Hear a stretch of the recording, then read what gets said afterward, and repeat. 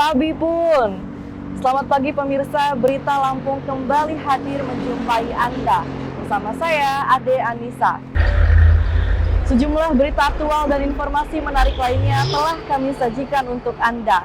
Berikut Berita Lampung pilihan hari ini.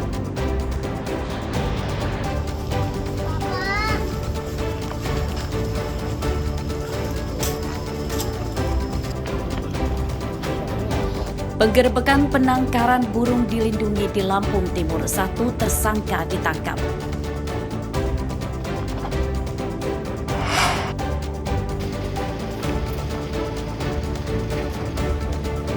Lima saksi diperiksa dalam pengusutan kematian mahasiswa Universitas Lampung yang diduga dianiaya seniornya saat mengikuti pendidikan dasar.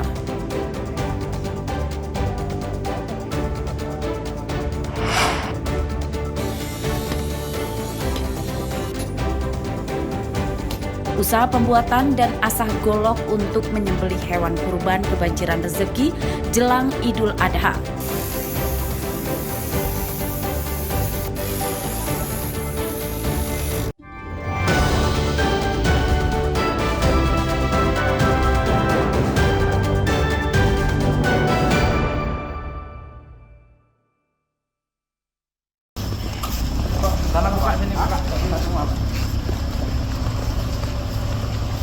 Rumah yang dijadikan tempat penampungan burung dilindungi di Desa Tulang Pasik, Kecamatan Mataram Baru, Lampung Timur, Kamis siang digerebek polisi.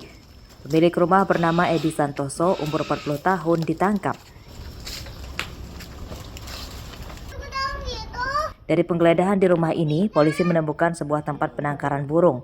Total ada 30 ekor burung yang dilindungi sedang dipelihara di penangkaran. Burung yang disita diantaranya jenis cucok ijo. Kami dari unit militer langsung bergerak cepat ke desa Mataram Baru, Kecamatan Mataram Baru, Lampung Timur, melakukan pengecekan dan sampainya di lokasi langsung mengamankan 1 orang pelaku dan terdapat 33 burung langka yang dilindungi, yaitu jenisnya cicak hijau daun besar dan cicak hijau daun kecil. Burung itu asal dari mana nih? Berasal dari mana? Burung tersebut saat ini karena langka, rata-rata burung tersebut ada di kawasan hutan TNWK kebanyakan. Menurut tersangka, puluhan burung itu hasil perburuan di hutan di Bengkulu. Burung kemudian dirawat di Lampung dan setelah besar akan diselundupkan ke Tangerang. Tersangka Edi berdalih berperan sebagai yang merawat burung dengan upah Rp400.000. Itu apa aja Pak jenis burungnya? Burung cucak hijau, Pak. Burung cucak hijau? Ya. Ada berapa ekor? Ada 30, Pak. 30 ekor? 30 ekor. Didapat dari mana? Dari Anwar, Pak. Anwar. Ya, Nah, cara Anwar bisa ngirim ke Bapak itu kayak mana? Travel, Pak. Travel? Ya, lewat jasa travel. Bapak tahu nggak itu burung itu berasal dari mana? Dari Bengkulu, Pak. Dari Bengkulu? Ya, dari Bengkulu, berarti sebelum dikirim ke Anwar, dititipkan kepada Bapak? Ya, dititipkan kepada saya, Pak. Dititipkan kepada Ya. Bapak. Gunanya untuk apa dititipin? Untuk dirawat dan dikasih makan, Pak. Rawat, kasih makan. Sementara. Habis itu pergantian ini? Ya, habis itu nanti ada yang ngambil lagi, Pak. Oh, ada yang ngambil lagi? Ya. Penyidikan kasus tersebut masih dikembangkan polisi untuk memburu pemilik serta pembeli burung dilindungi. Akibat perbuatannya, tersangka dijerat Undang-Undang tentang Konservasi Sumber Daya Alam Hayati dan Ekosistem. Ancaman hukumannya 5 tahun penjara dan denda Rp100 juta. Asep Saipullah melaporkan dari Lampung Timur. Kenari. Oh, burung-burung ini lah.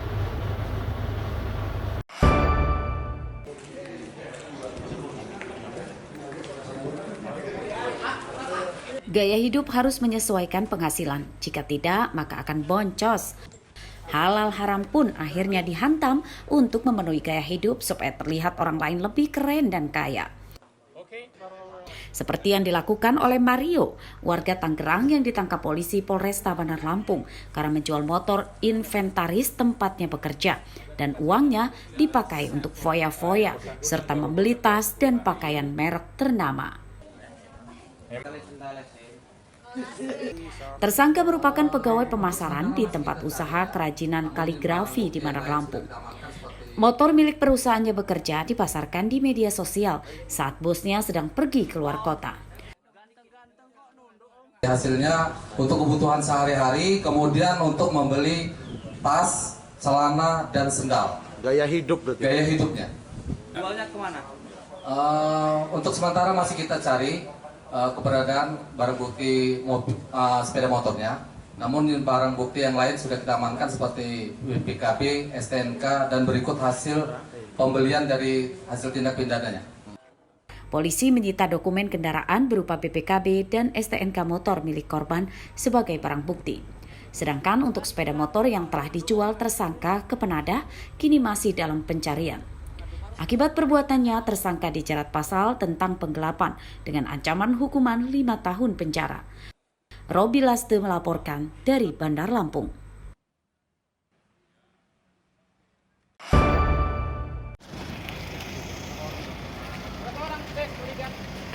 Pengusutan kasus kematian mahasiswa Universitas Lampung atau UNILA Muhammad Pratama Wijaya Kusuma resmi naik ke penyelidikan. Kamis siang, penyidik Polda Lampung memeriksa 6 saksi yang terdiri dari 5 mahasiswa dan 1 adalah orang tua korban. 5 saksi yang diperiksa merupakan teman korban yang ikut dalam kegiatan pendidikan dasar Organisasi Mahasiswa Ekonomi Pecinta Lingkungan atau MAHAPEL pada November 2024. Kemana bang?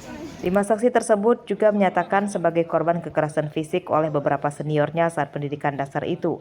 Awalnya mereka tidak melapor ke polisi karena luka bekas kekerasan cepat sembuh dan saat itu para pelaku sudah meminta maaf. Terkait penundaan klarifikasi saksi 6 korban. Salah satunya korban ibu dari Pratama Wijaya Kusuma. Dan hari ini kami juga mendatangi ke Kemenkumham untuk buat pengaduan atas dugaan tindak pidana kekerasan juga. Gitu. Barang bukti apa aja yang kita serahkan hari ini, Bang? Untuk hari ini kita pemeriksaan saksi aja terkait tindak pidana kekerasan itu. Menurut polisi, setelah pemeriksaan teman korban, kedepannya penyidik juga akan memeriksa panitia pendidikan dasar hingga ke petugas rumah sakit yang pertama merawat korban. Juga nanti dokter yang melakukan pemeriksaan atau visum pada saat kejadian atau pada saat dibawa ke rumah sakit itu juga nanti kita akan undang untuk klarifikasi. Ya, nanti semua akan kita panggil untuk kita mintai keterangan sehingga nanti bisa terang ini peristiwa yang terjadi, apakah memang betul-betul di situ ada pelanggaran atau ada tindak pidana. Kasus kematian Muhammad Pratama Wijaya Kusuma itu bermula saat korban mengikuti pendidikan dasar pada November 2024. Sepulang dari pendidikan dasar itu, korban kemudian jatuh sakit selama 5 bulan dan meninggal dunia pada 28 April 2025. Penyebab korban meninggal akibat menderita sakit penggumpalan darah di kepala. Ari Susanto melaporkan dari Lampung Selatan.